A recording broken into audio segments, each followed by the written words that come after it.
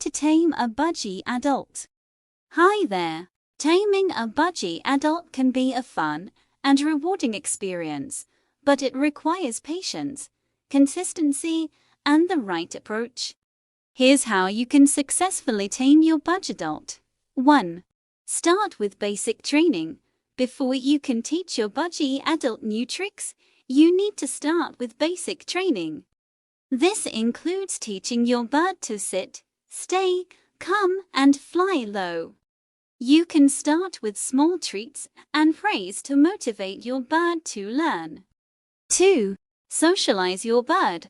Socializing your bird is crucial for its mental and physical well-being.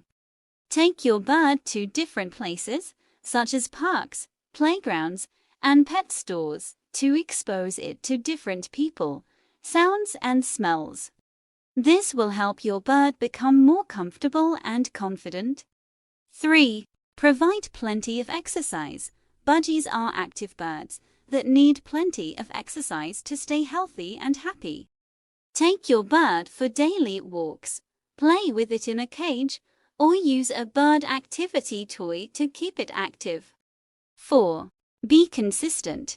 Consistency is key when it comes to taming a budgie adult.